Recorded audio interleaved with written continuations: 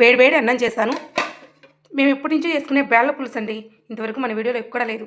బేళ్ళ పులుసుతో కాంబినేషన్లో ఎండు చేపలు కూడా వేసి చేశాను. చాలా టేస్టీగా ఉంటుంది అండ్ సింపుల్గా కమ్మగా ఉంటుంది ఫ్రెండ్స్. చూడండి, చపాతీ లేకైనా, రొట్టె లేకైనా, అన్నం లేకైనా, అలాగే రాగి సంగటి లేకైనా చాలా బాగుంటుంది. కడప వాళ్ళు చేసే బేళ్ళ పులుసు ఎలా చేయాలో మరి చేసేద్దామా ఫ్రెండ్స్? చలో చలో వీడియోలోకి వెళ్ళిపోదాం. కమ్మంగా ఉండి ఈ బేళ్ళ పులుసు చాలా టేస్టీగా ఉంటుందండి. మీరు కూడా ఒకసారి ట్రై చేసి ఎలా వచ్చిందో నాకు కామెంట్ చేయండి. ఈరోజు పొద్దున్నే ఈ 2 ఐటమ్స్తోనే కూర చేయబోతున్నాను ఫ్రెండ్స్. మెత్తాళ్ళు మీకు అందరికీ తెలిసే ఉంటుంది. అయితే కూరగాయలతో కాకుండా ఇలా బ్యాళ్ళు వేసుకొని చేసుకుంటే సూపర్ టేస్ట్ ఉంటుంది, చాలా బాగుంటుంది. ఈ మెత్తాల టేస్ట్ కన్నా ఈ బేళ్ళ పులుసు టేస్ట్ అయితే అదిరిపోతుంది అనమాట. ఈ బేళ్ళ పులుసు చాలా కమ్మగా టేస్టీగా ఉంటుంది.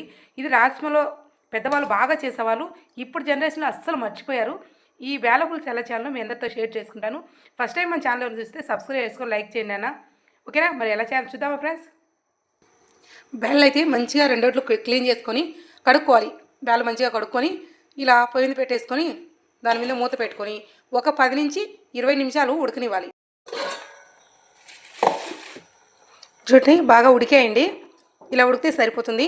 ఇంకా మిగతాదంతా పులుసులో ఉడికిపోతుంది అనమాట. ఇలా ఉంటే చాలు. ఇలా కొంచెం ఓకేనా? ఇప్పుడు బేళ్ళు తీసేసి పోపుకి యాడ్ చేసుకుందాం. పోపు పెట్టుకుంటే మంచిగా పోపులు ఉడికిపోతుంది. సేమ్ గోళం పెట్టేసి ఇంకా ఆయిల్ పోసుకుందాం, తగినంత ఆయిల్.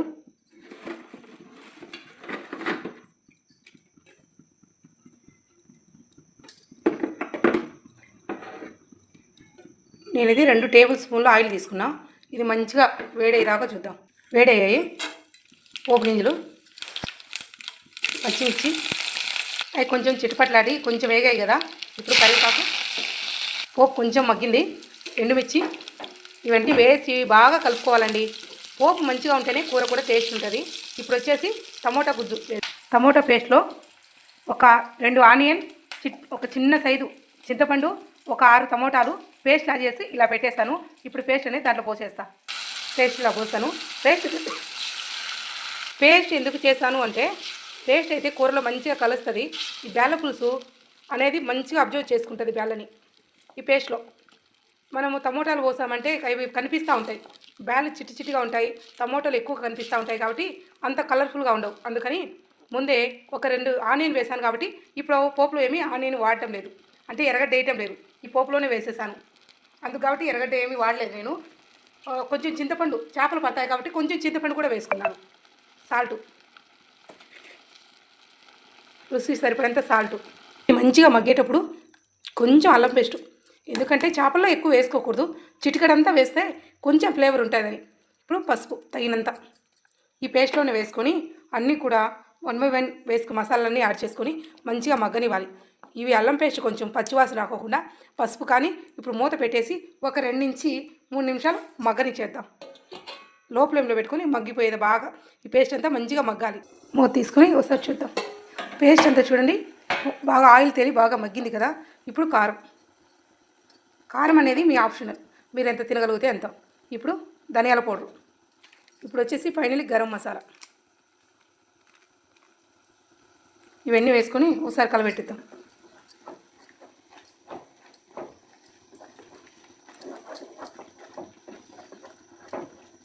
ఓకేనా?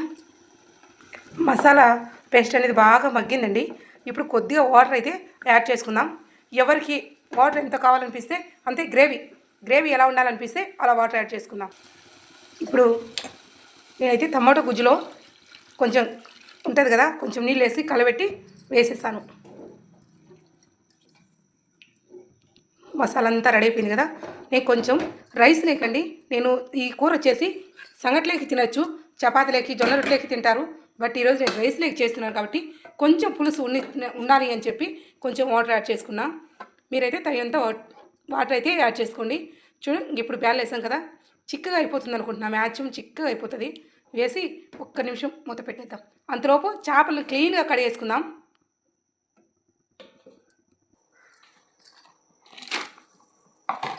ఈ చేపల్ని మంచిగా దండి నీళ్ళలో వేయాలండి. కొద్దిగా నీళ్ళలో వేసామంటే ఇసుక అసలు పోదు. ఈ చేపల్లో ఇసుక ఉంటుంది. ఇవి తెల్లగా వచ్చేటట్టు బాగా ఇలా క్లీన్ చేసుకోవాలి. చేత్తో ఇలా ప్రెస్ చేసుకుంటూ క్లీన్గా కడుక్కోవాలి. అలవాటు లేని వాళ్ళకైతే ముళ్ళు ఉంటాయండి, గుచ్చుకుని పోతాయి. కొంచెం చూసి ఇలా 1 బై 1 క్లీన్ చేసుకోవాలి. ఇప్పుడు క్లీన్ చేసాం కదా, ఇంకా 2-3 సార్లు మంచి వాటర్లో వేసి ఇలాగే క్లీన్ చేసుకున్నాను. చేపల బుద్ధి పోనించుకోలేదు చూడండి ఫ్రెండ్స్. చచ్చిన చేపలైనా సరే తలకాయలు బయట పెట్టి ఎలా చూస్తున్నాయో ఫస్ట్ ఈ తలకాయలన్నీ తీసేసి మరోసారి క్లీన్ చేసుకుందాం. ఇది నీట్గా తయారు చేశానండి. బాగా కడిగేసి ఈ తలలు తోకలన్నీ తీసేసాను. చూడండి, తలకాయలన్నీ తీసేసి తోకలు తలలు తీసేసి నీట్గా రెడీ చేసుకున్నా. ఇప్పుడు పులుసులో వేసేద్దాం. చూడండి, మంచిగా ఉడికింది. ఇప్పుడు చేపలు వేసుకుందాం. చేపలు మాత్రం ఫ్రెండ్స్ 1-2 సార్లు నీట్గా కడుక్కోండి. ఎందుకంటే చేపల్లో ఇసుక ఉంటుంది. మనం నీట్గా కడుక్కోకపోతే కూర మొత్తం పాడైపోతుంది. ఇసుక తగులుతుంటే తినలేం. ఇప్పుడున్నే పాస్ట్ జనరేషన్లో కిడ్నీలో రాళ్ళని టోన్స్ అని భయపెడుతున్నారు కాబట్టి మంచిగా 2-3 సార్లు బాగా కడుక్కోండి. చేపలు పులుసులో వేసి మంచిగా కలిపాం కదా, చేప అనేది స్మూత్గా ఉంటుంది. చాలాసేపు నీళ్ళలో కడగడం వల్ల కొంచెం నానడం వల్ల తొందరగా మగ్గిపోతుంది. పర్ఫెక్ట్గా జస్ట్ 10 నిమిషాలు ఉడికితే ఇంకే చాలు. ఇంకా చూడండి, కలర్ఫుల్గా ఉంది కదా. బేల పులుసు అయితే రెడీ అయిపోయింది. ఇంకా చేప కూడా ఒక 2-3 నిమిషాలు అంతే. కూర అయితే రెడీ అయిపోయింది. ఏం చూద్దామండి. వావ్, కలర్ఫుల్గా ఉంది. చూడండి, కలర్ఫుల్గా రెడీ అయిపోయింది. ఆయిల్ అలా తేలిందంటే పర్ఫెక్ట్గా అయినట్టే. సూపర్గా అయింది. చూడండి, కూర చెప్పానా చిక్కగా అవుతుందని. బేల పులుసు చేపల కాంబినేషన్లో కూర అయితే రెడీ అయిపోయిందండి. ఇంతే. ఇది రాగి సంగట్లేకైతే ఇష్టంగా తింటారు, చపాతీలేకైనా బాగుంటుంది, అండ్ సంగట్లేకైనా సూపర్గానే ఉంటుంది.